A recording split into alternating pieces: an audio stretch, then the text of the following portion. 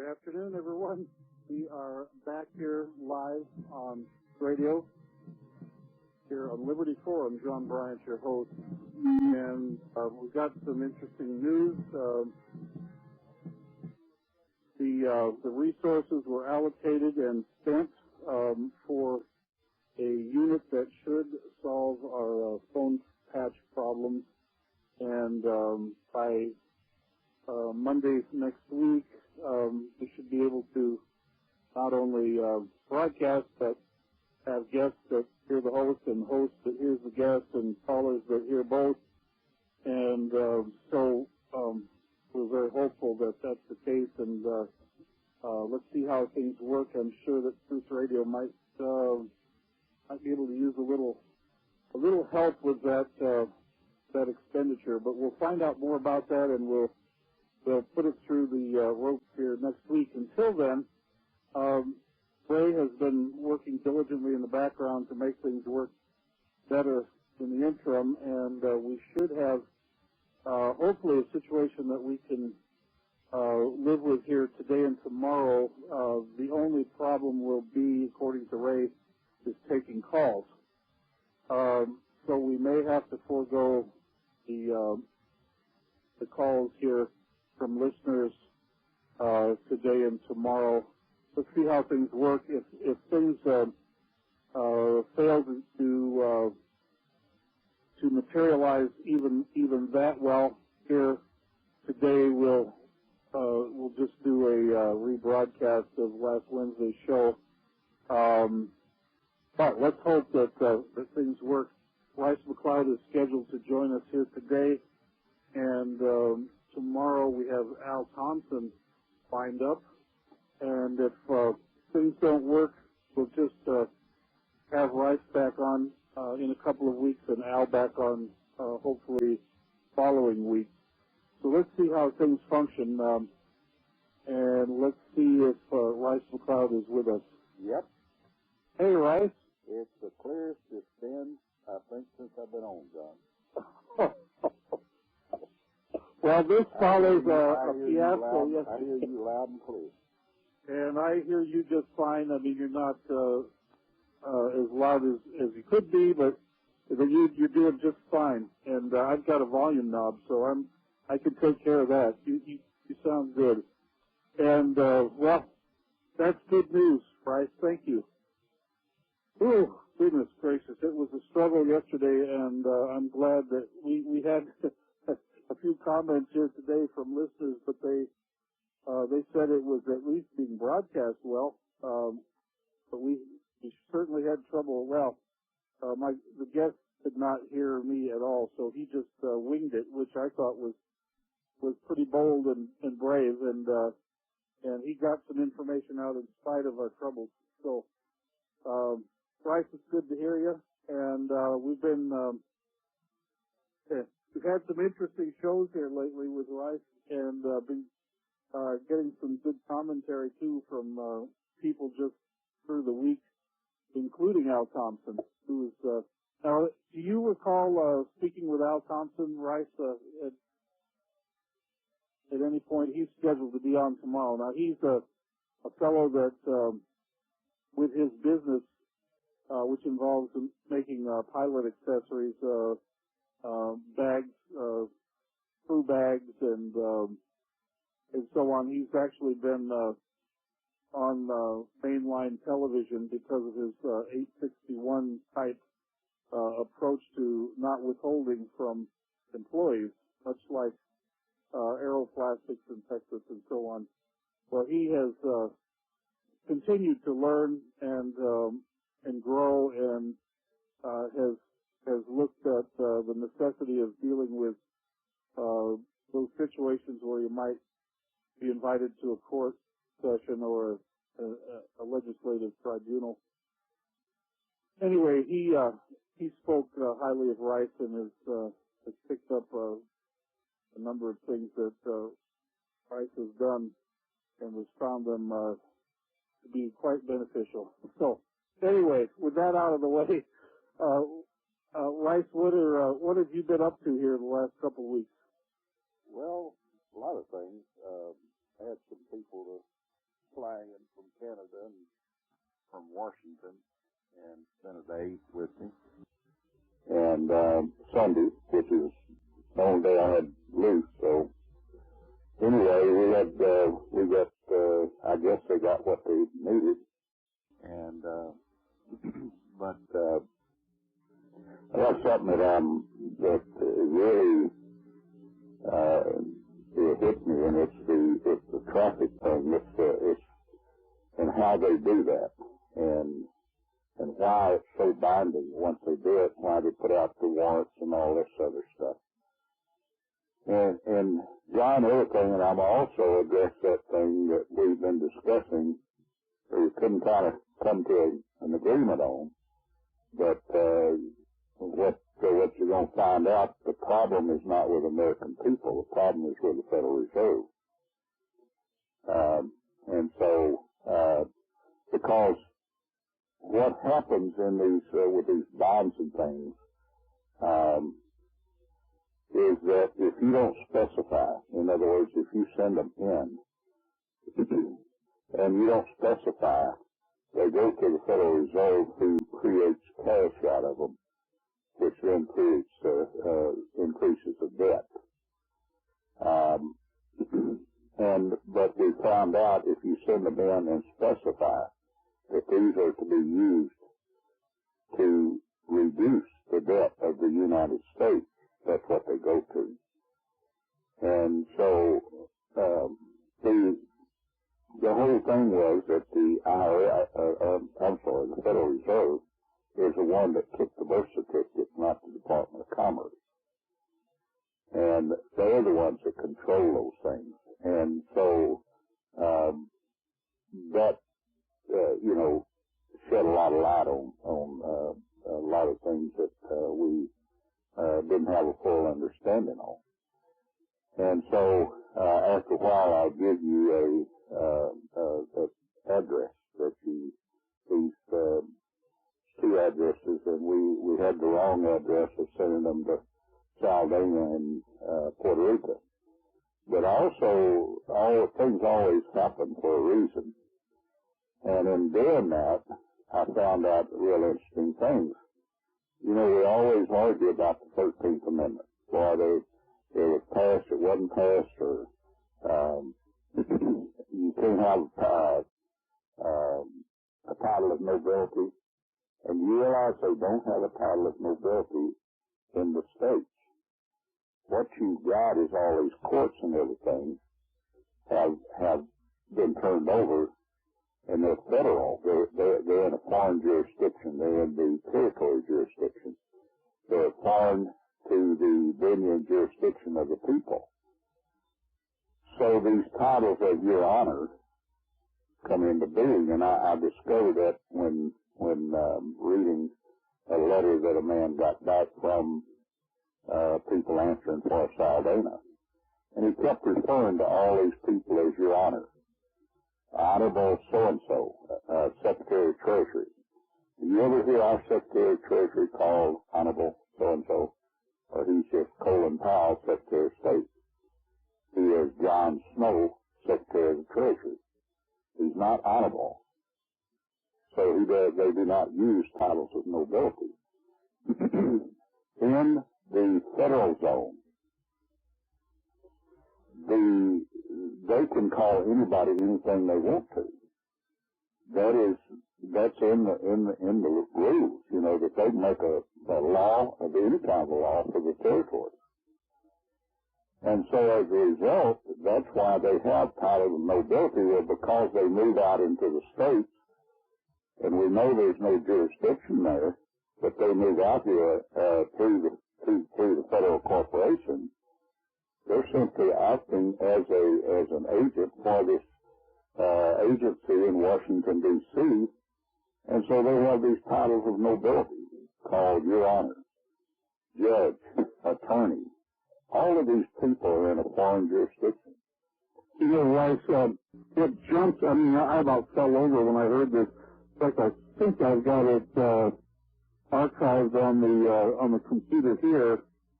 Was the Tom Ridge, former Pennsylvania now, head of Homeland Security. Right. He's going up to give his farewell speech in Pennsylvania, in Harrisburg, Pennsylvania, and he was introduced as His Excellency Tom Ridge. Yep. Oh my gosh. He's now leaving Pennsylvania and going into the federal, or into the jurisdiction of the territories. He's probably already there. Call him anything. Yeah, I would guess he was already there. Yep. And anyway, as we got into this thing, and it became more apparent, more clear, they're not violating the 13th Amendment. They're not using the Constitution because they are from another country. Right. And that's simply, so the argument on all this stuff of the 16th Amendment, the 13th Amendment, and all this is really passé. Them coming out of Washington, D.C., you can't, when you come out of Washington, D.C., they're from another venue, another country, from another nation. Or proof, or at least no indication that that's exactly the case. Yeah. And so when you look at this thing, you find all the courts are set up one way. And I had an interesting case, or interesting thing of questions coming from someone who had moved from Arizona into Missouri and kind of into the rural section of it. And they kind of referred to him, to the judges as hit judges and that kind of thing. And how do you know they'll know what you're talking about? The one thing they do understand, John, is the probate laws. Because that's where it's all done. It's where it's all held. And so they understand competency and incompetency. They understand that. That's all they have to understand. You're either a sovereign and competent, or you're incompetent and you're a slave. It's that simple. Whichever one is declared, and you're the only one who can be declared because you are we the people. When we get to where we understand that, we the people are the sovereigns. And in being we the people, the sovereign, we have to declare that because the Federal Reserve System took our sovereignty when we were born through the birth certificates. And they use those birth certificates to garner all of this supposed wealth that goes on paper. But they created a system of promise to pay. And so they hold the sovereign captive, creating him as an incompetent person, when in reality he is the only competent, and once he declares it, he's the only competent being in that whole courtroom. The rest of them are incompetent. They are fictions. They don't exist. And so, come to, and I started getting into that, and had a good friend who just got out of prison for teaching people how to fill out a W-4 form. Right. And so he called me one day and he said, hey, you realize how they get the right to write you a ticket? And it just dawned on him. Everything in commerce is commercial crime. All crimes are commercial crimes. In that document, or in that UCCI, it's CFR 2711. What it says is that practicing law without a license is a commercial crime. Anything without a license. So how in the world does that policeman get a license to practice law? Otherwise, he would be making doing a commercial crime every time he wrote you a ticket. He comes up to your car and he says, what? Let me see your license. You hand it to him. Buddy? You hand it to him, and right then, you have licensed him to practice law in commerce. That is why those things are so hard to fight, and they're so adamant about them, is because you gave them license to do that. And then within the system we have, once you give that license to them, you now become incompetent. And now everyone within the federal corporation has jurisdiction over you. Now they bring out all kinds of charges against you. If you've ever sneezed wrong, here comes the sneeze department.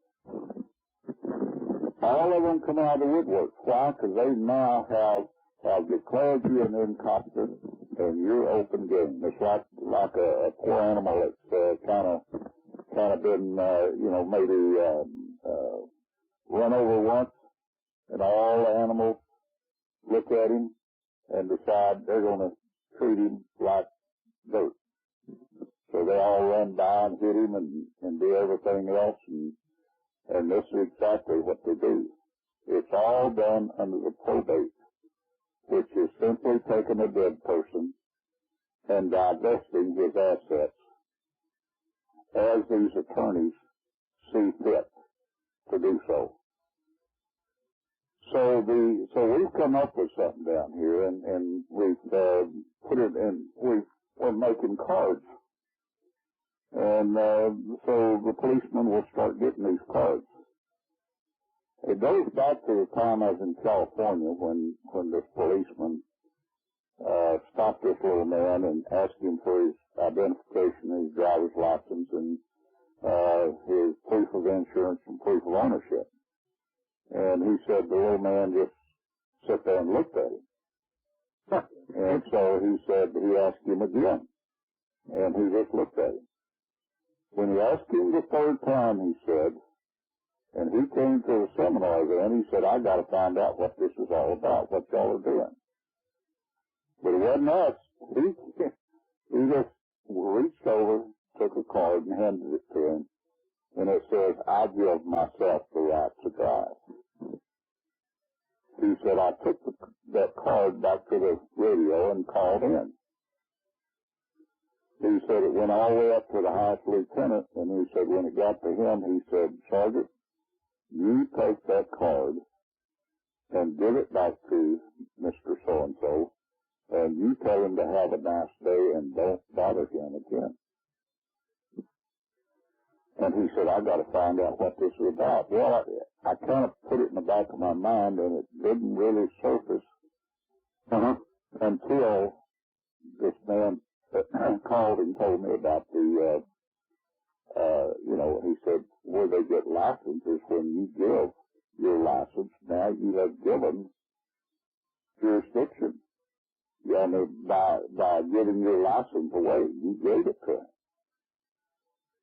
And so now you've licensed him to practice law and commerce, and you now have nothing. You're an incompetent person now. When you go to court where they get it, is by the name. And what happens is they say, give me your name. When you get it, you give a license to that court to practice law with you. And so what we've come up with, and it's going to go all over, I know all over down here, it'll probably go all over everywhere because the internet is connected to everything now, I think. It simply says, the card says, equality under the law is paramount and mandatory. I, and then you, all up in lowercase name, do hereby state that I am competent to handle my own affairs.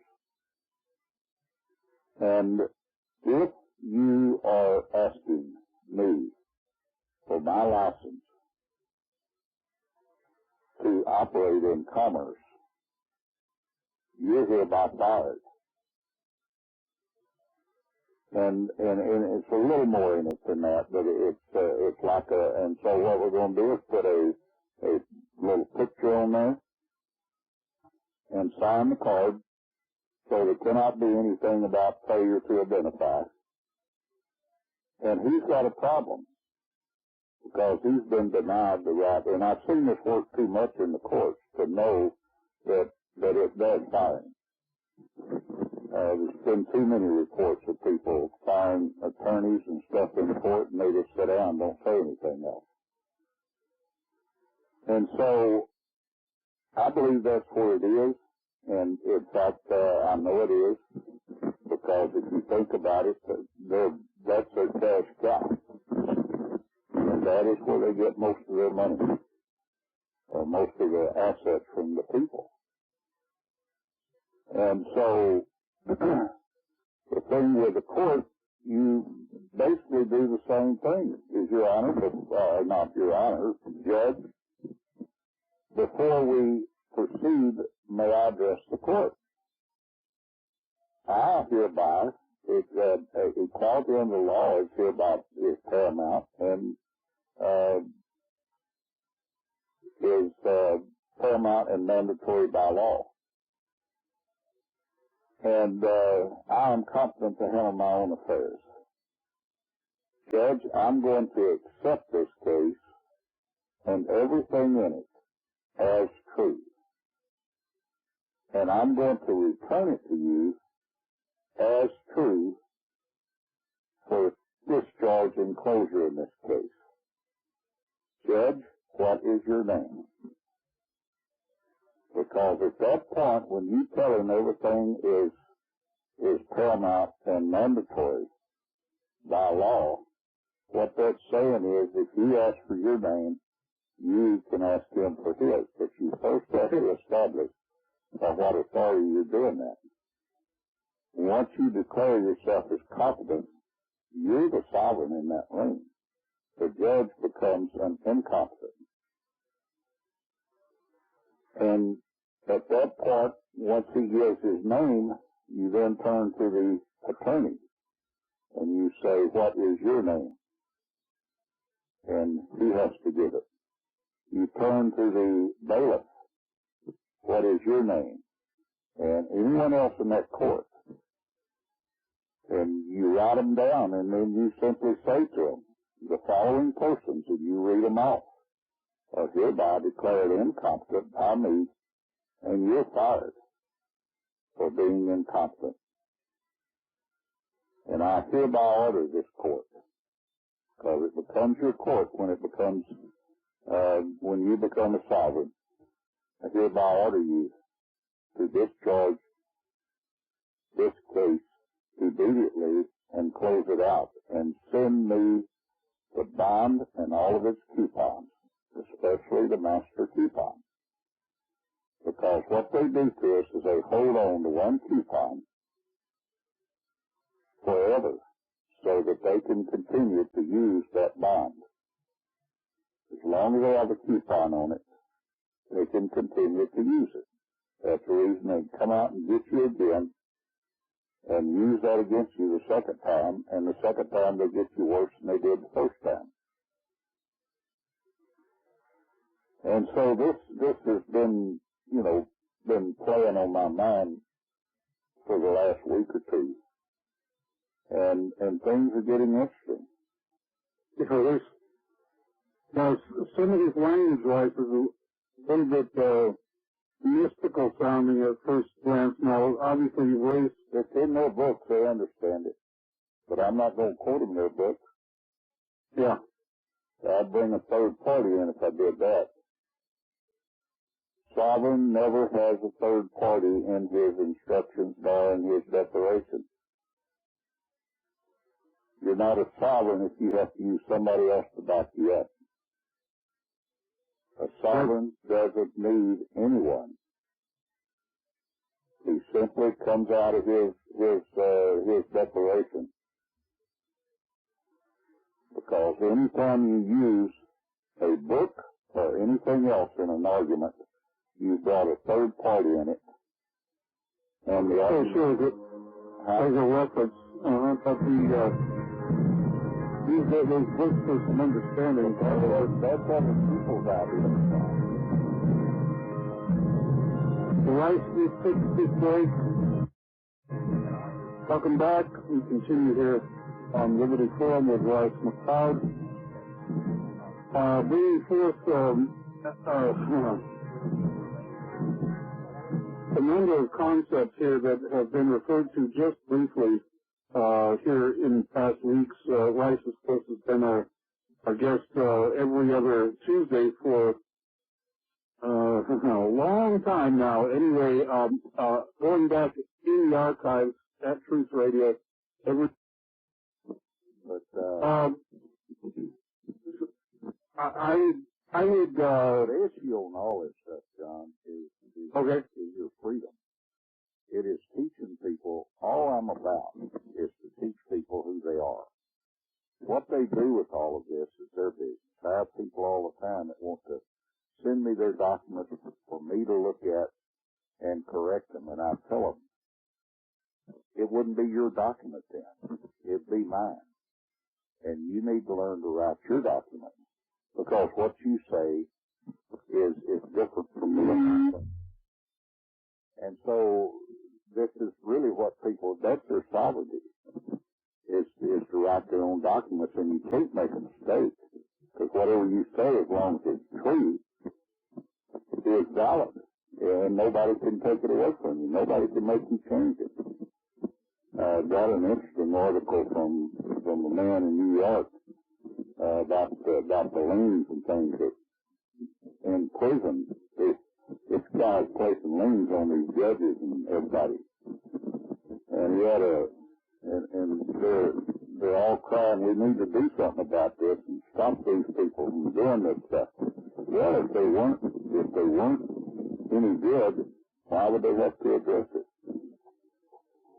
And so, says inmates lien on judges in copyright costs. In other words, he placed these liens and said they had a hearing. What it is, they violated his copyright and he built it. And so the judge and the lawyer went before another judge. She accused herself because he had a lien on her. And so they don't know what to do about it. And in fact, it's kind of the deal where there ought to be a law against them able to do that. And I think it's hilarious because they've conned us all these years. They call them cons. They're bigger cons than we are. And so I think it's funny. I think,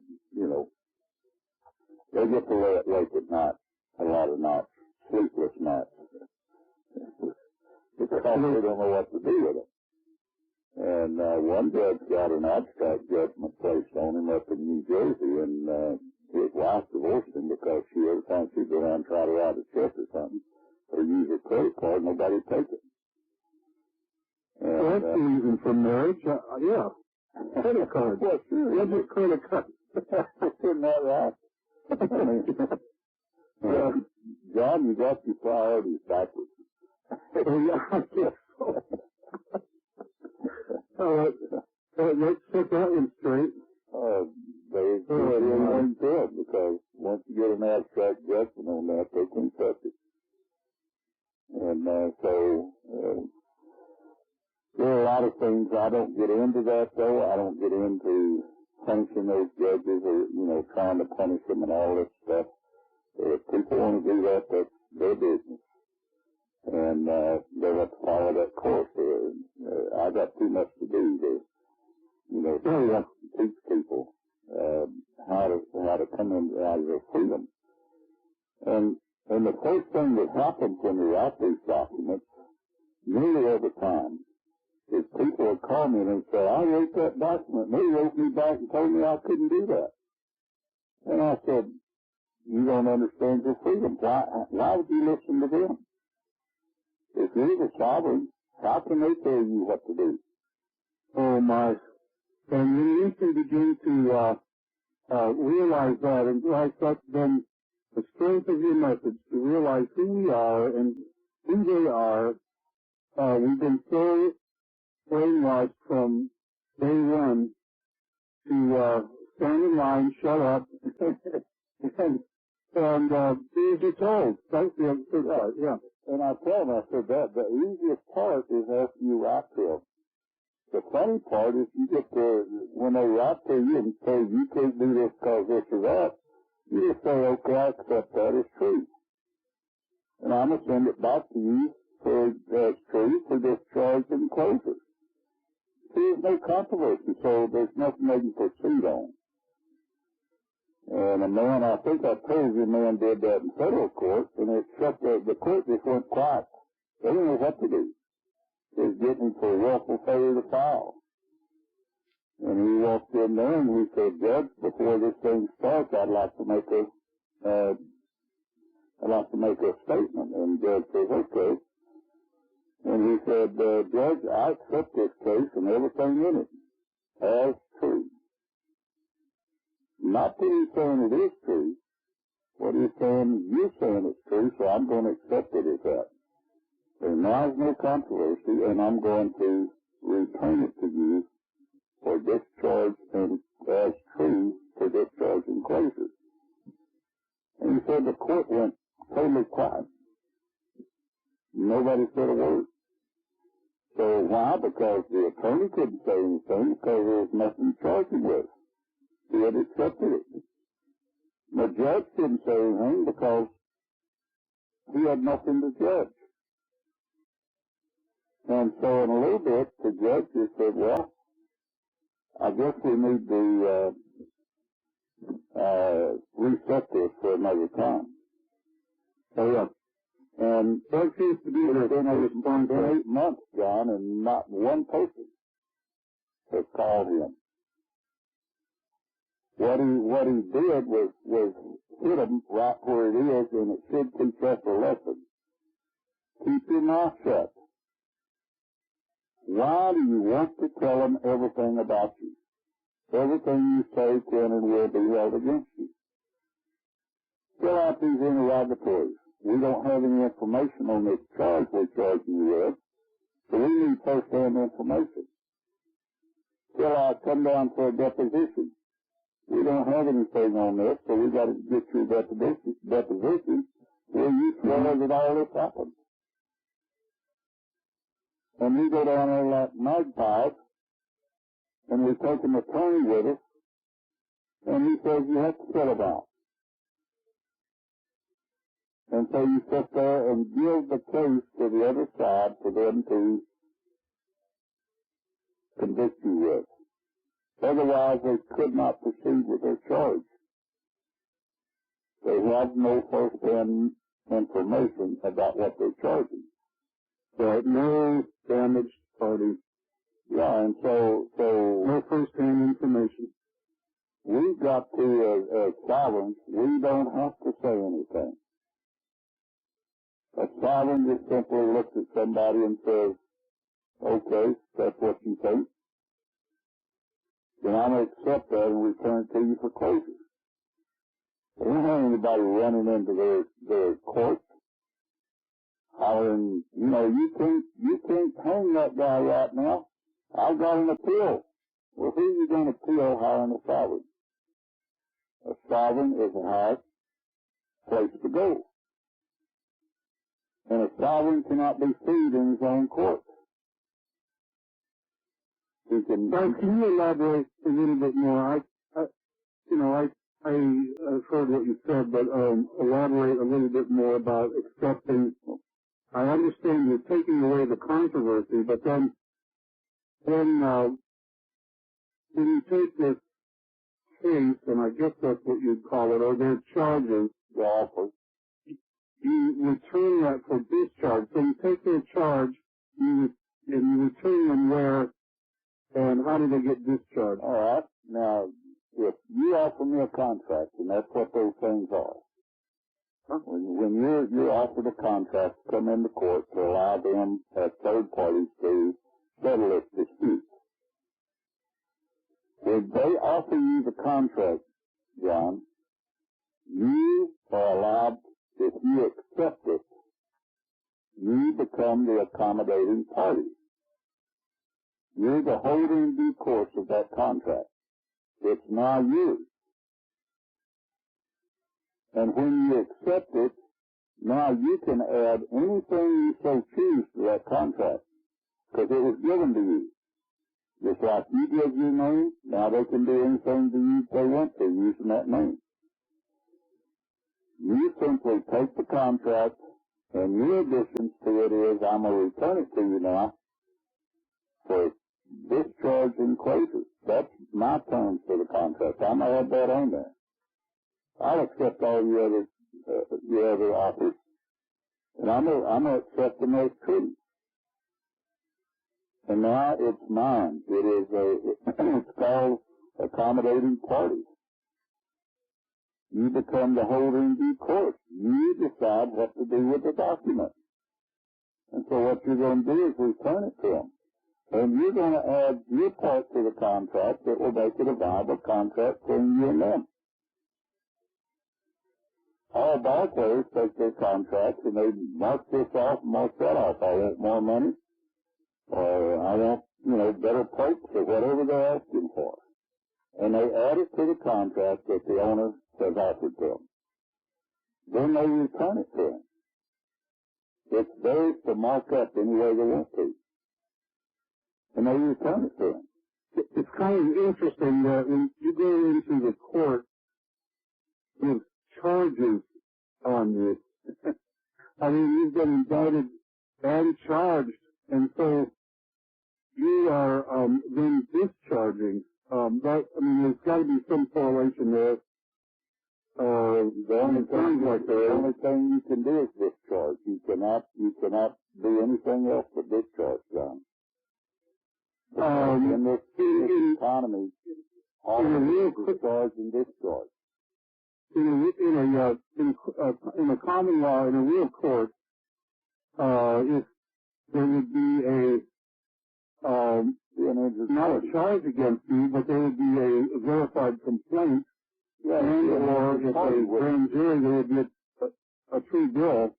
The grand jury brought the case forward, there would be a true bill against you. But the situation with charges is something that sounds like you only find in the administrative tribunals. Is that in common law, a grand jury does nothing. Grand jury cannot indict you as a sovereign. You can have tort charges leveled against you because you harmed another person, but that person has to file the tort charges. The only time you get in trouble like that is when you shoot somebody or hurt them. The sheriff can come out to your place and drag you in. Any other time, he has to come out there and ask your permission. Do you want to come in and talk to the grand jury? No, I don't. You're not obligated to go in. That's the way it's supposed to work. But see, the courts are not your courts, because it's the jury that has the final say over what goes on in that court in the common law. And what they've done is taken that away. And you're tried in what is called law merchant court. And you're charged. Why? Because when you sign the contract, whatever they're coming after you about, they have a summary judgment. It's already a done deal when you walk in there. The judge is going to sign his summary judgment. There's no argument in there. It's already done. You can put all the evidence up there you want to, and if you can show me how you can take charges and prove you didn't do something, take the intent, and prove you did not intend to file something, you're the best man in the world, because you cannot prove you didn't intend to do something. Prove the negatives, yeah. You can't do it. And that's why it's set up that way. Yeah. And so the issue is now is that you learn what Yeshua did. speak little and say a lot. Agree. I agree with you. I'm going to accept what you're saying as truth. I could care less what you're charging me with. But now I want you to discharge this thing because I'm going to return it to you as truth. Now discharge and close it out. Then you put your order to it. So once they give you the charged instrument, when you get to put this to it, you become the plaintiff. They want you to say that again when you come back. You become the plaintiff. Okay, we've got a short segment here before the top of the hour break. Rice McLeod is our guest. He'll be with us next hour as well.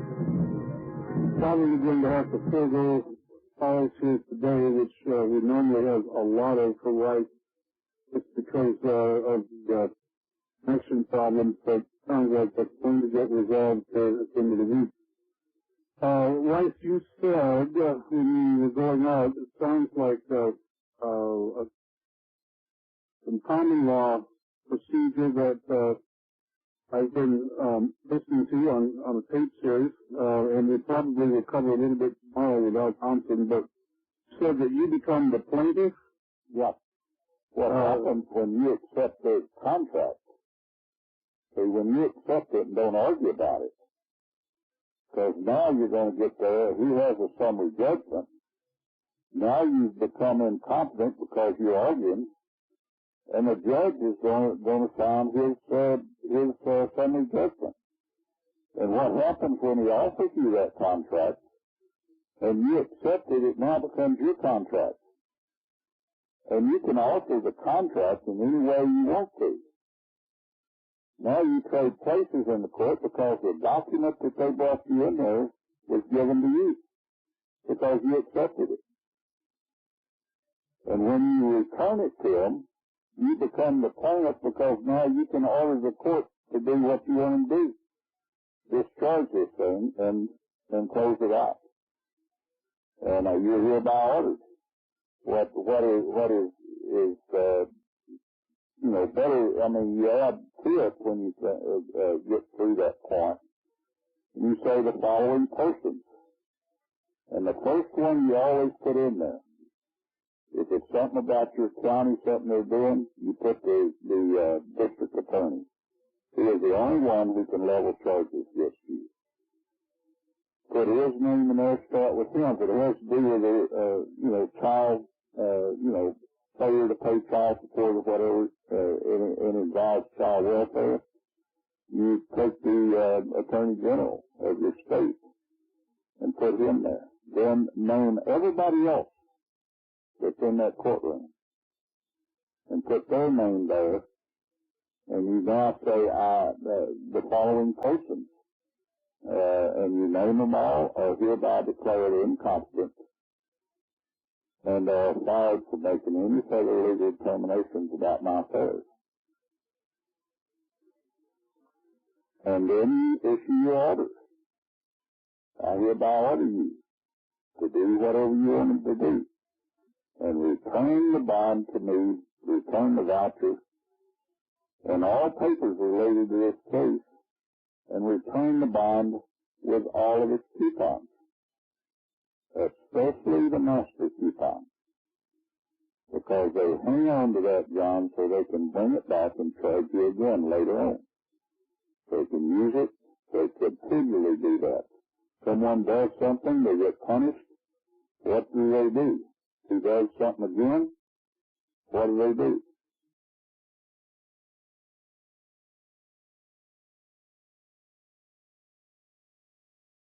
If this is said in the court, do you actually get something physical? You get a bond?